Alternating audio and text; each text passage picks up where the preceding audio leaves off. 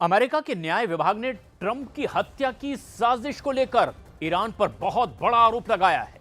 न्याय विभाग की ओर से दर्ज कराई गई शिकायत में कहा गया कि फराद शकेरी नाम के शख्स को ट्रंप की हत्या का जिम्मा सौंपा गया था, जो कि ईरान का सरकारी कर्मचारी था। शकेरी ने ईरान में रहते हुए ही FBI एजेंटों के साथ में रिकॉर्ड की गई अपनी फोन पर बातचीत में साजिश के डिटेल्स का बड़ा पर्दाफाश किया है। और ट्रंप ईरान के दुश्मन नंबर 1 हैं और उनकी हत्या की साजिश में ईरान का नाम सामने आने के बाद अब अली खामनेई की मुश्किलें बहुत ज्यादा बढ़ गई है।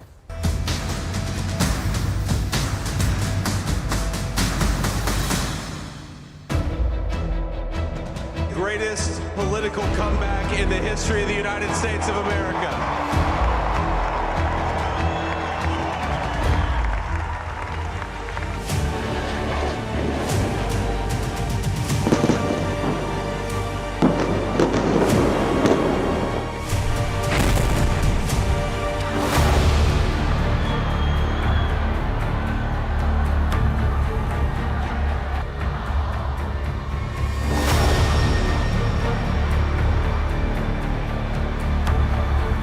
ایالات متحده آمریکا در مقابل اونچه که نسبت به ایران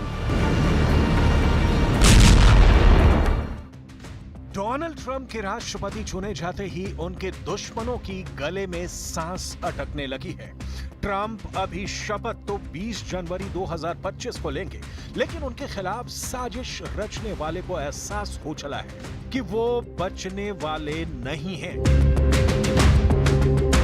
तेहरान की गली गली में यही चर्चा हो रही है कि ट्रंप ईरान का क्या हाल करेंगे। अपने सियासी विरोधियों को भी जेल भेजने की धमकी देने वाले ट्रंप की हत्या की साजिश रचने में शामिल ईरान का नाम सामने आने के बाद देश में दुआओं का दौर शुरू हो गया है, क्योंकि ट्रंप ने खोल दी है अपनी हत्या की साजिश रचने वाली सीक्रेट फाइल।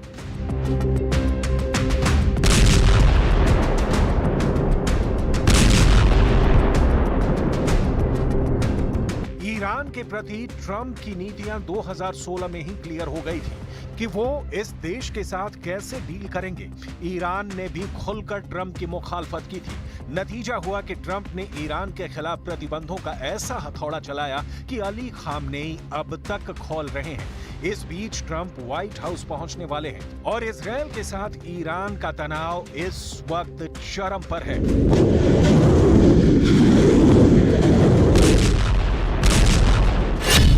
मतलब ट्रंप बनाम अली खामनेई की तकरार के चरमोत्कर्ष का समय है और ट्रंप एक्शन लेने की स्थिति में है।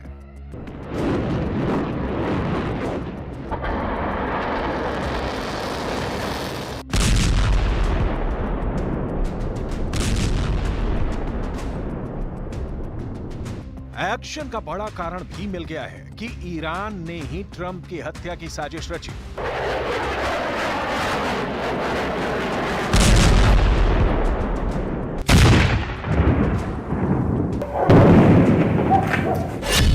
अमेरिकी न्याय विभाग ने खुलासा किया है कि ईरान नवनिर्वाचित राष्ट्रपति ट्रंप की हत्या की साजिश रच रहा है।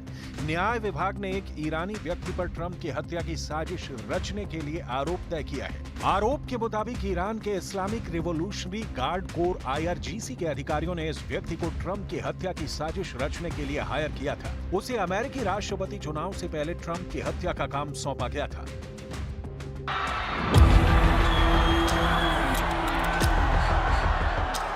پاسخ دندان شکنی رو دریافت خواهند کرد.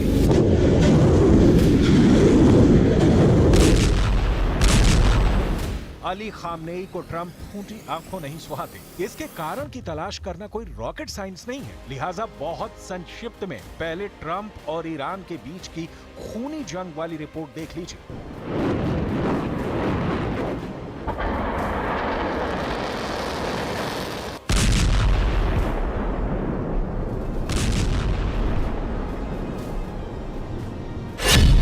3 जनवरी 2020 को बगदाद हवाई अड्डे पर हुए एक अमेरिकी ड्रोन हमले में कासिम सुलेमानी की मौत हो गई थी। सुलेमानी ईरान में सुप्रीम लीडर खामनेई के बाद दूसरे सबसे ताकतवर शख्स थे। सुलेमानी IRGC की कुद्स फोर्स के कमांडर थे। सुलेमानी ईरान के खुफिया मिशन के संचालन से जुड़े थे।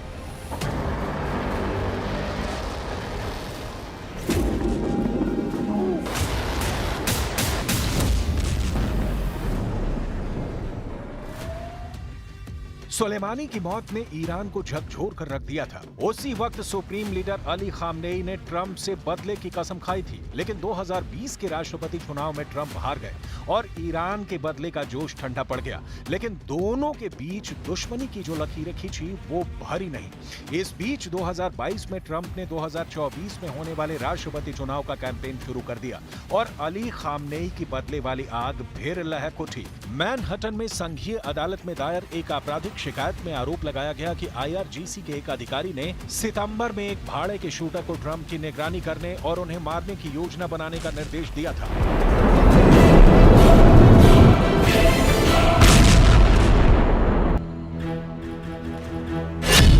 शिकायत के मुताबिक फरहाद शकेरी नाम के शख्स को ट्रंप की हत्या का जिम्मा सौंपा गया था, जो कि ईरान का सरकारी कर्मचारी था। शकेरी अफगानी नागरिक है जो बचपन में अमेरिका में आकर बस गया था। शकेरी को डकैती के लिए अमेरिका में 14 साल जेल में बिताने के बाद उसे निर्वासित कर दिया गया था। शकेरी ईरान में अब भाड़े पर हत्या की साजिश के लिए तेहरान द्वारा भर्ती किए गए बदमाशों का नेटवर्क चलाता है। ईरान रिवॉल्यूशनरी गार्ड ने पिछले सितंबर में शकेरी को ऑर्डर दिया था कि वो 7 दिनों के भीतर ट्रंप की निगरानी करने और उन्हें मारने की योजना बनाए। इसके लिए उसे मोटी रकम देने की पेशकश की गई थी। Take a look what happened.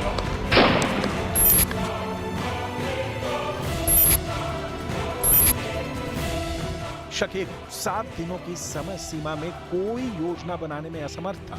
इसके बाद उसने IRGC के अधिकारियों से समय सीमा को राष्ट्रपति चुनाव के बाद आगे बढ़ने का इंतजार करने का आग्रह किया था। फरहाद शकेरी का मानना था कि ट्रंप राष्ट्रपति चुनाव में हार जाएंगे।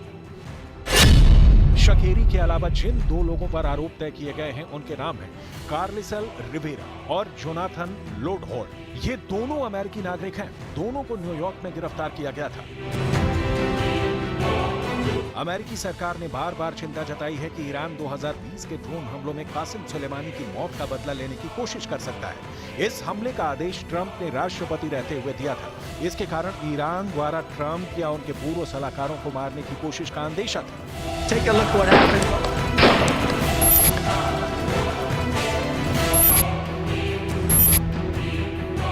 2024 के अमेरिकी राष्ट्रपति चुनाव से पहले प्रचार के दौरान 13 जुलाई को पेंसिल्वेनिया के बटलर में ट्रंप एक रैली को संबोधित कर रहे थे। इसी दौरान उन पर हमला किया गया था। हालांकि गोली उनके कान को छूकर निकल गई थी और इस हमले में वो बाल बच गए थे। इसके बाद सितंबर 2024 में उन पर दूसरी बार हमला हुआ था। ट्रंप 16 सितंबर की दोपहर गोल्फ खेल रहे थे, तभी गोलियों की आवाजें आने लगी।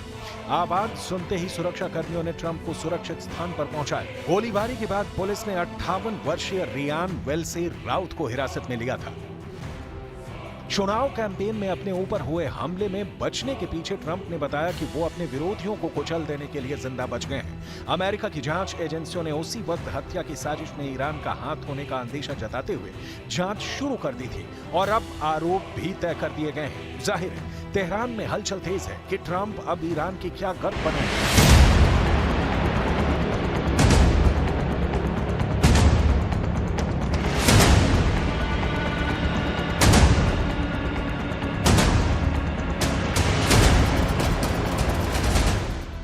गाजा में हमास, लेबनान में हिजबुल्ला, यमन में हूथी विद्रोही ईरान की ही खाद पानी से उगे और बड़ी ताकतें हैं जो अमेरिका की आंखों की किरकिरी हैं। ये ईरान ही है जिसने मिडिल ईस्ट में सबसे ज्यादा इजराइल के अस्तित्व को मानने में परेशानी है।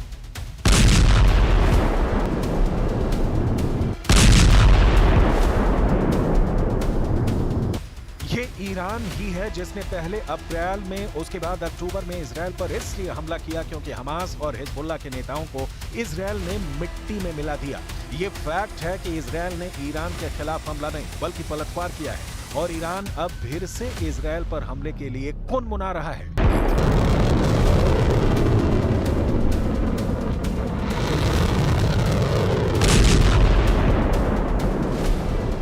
लेकिन पिछले 2 हमलों के बाद अमेरिका में सरकार बदलने जा रही है और राष्ट्रपति बाइडेन की तरह ट्रंप ईरान को किसी तरह की ढील नहीं देने वाले हैं। कर दिया है कि ट्रंप की हत्या की साजिश ईरान ही रच रहा है।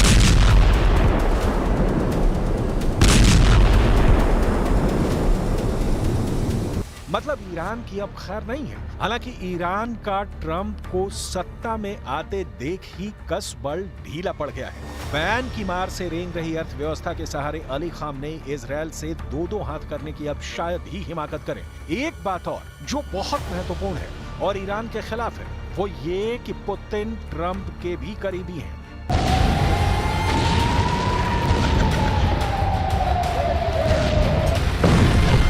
कहीं ट्रंप और पुतिन की ये डील होती है